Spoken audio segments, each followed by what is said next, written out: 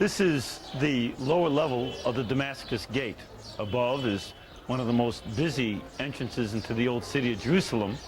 It's called the Damascus Gate because the road that leads out of it goes toward the north, and in ancient times the caravans would go from these gates in Jerusalem up to Damascus. Now it's also known as the Nablus Road because it goes up to the town of Nablus, or the Shechem Road because in Hebrew they call the town Shechem. Here, what we can see are the lower levels from the time of the Emperor Hadrian. Hadrian, the Roman emperor, rebuilt the city and put these gates here. And you can see that the stones are very finely cut. They're beautifully cut.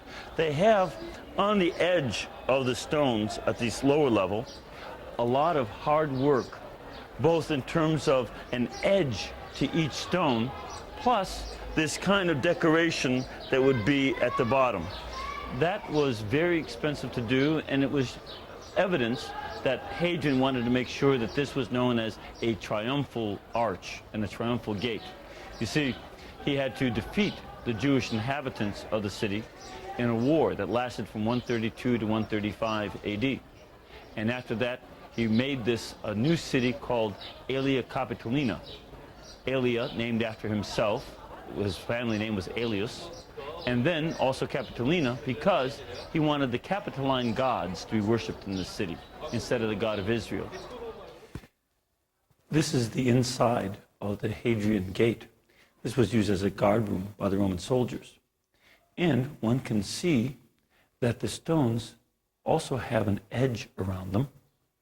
That margin is the style that was used in the time of Herod the Great. Herod the Great put that there for the sake of beauty. It was very expensive to do it that way. These stones were taken from the Temple Mount, dragged over here, and used to build this tower. We're going up the guard tower that goes back to the time of the Emperor Hadrian, around 135 AD. And this takes us up to the top of the walls that surround the old city of Jerusalem.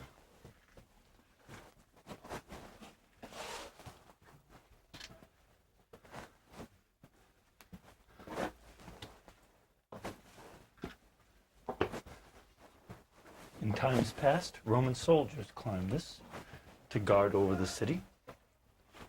Now we will go to take a look at the city.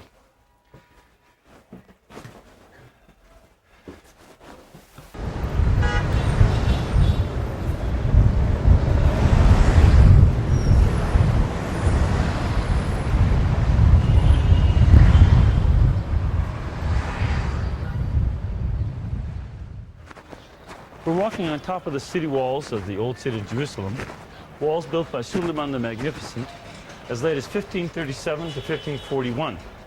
So these are not very ancient, not from the time of Christ, but they still contain the holy places of the old city.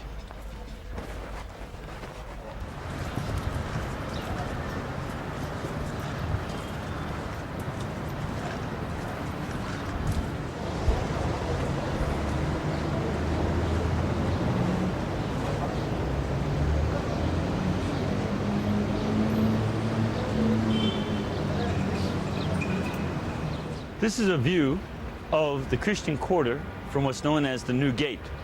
The New Gate was built in 1887, and compared to the rest of the city, it's new.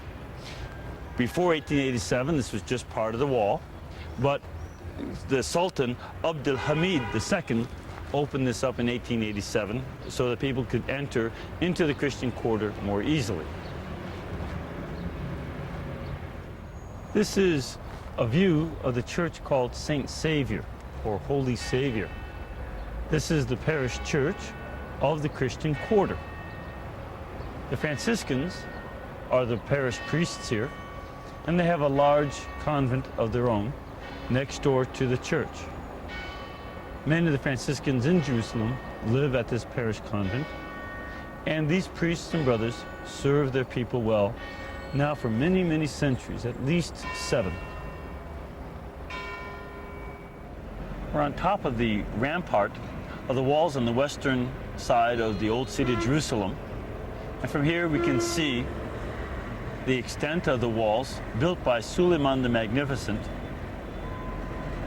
to protect this western side of the city from any attack. However, the city was never really attacked or destroyed after he had built these walls.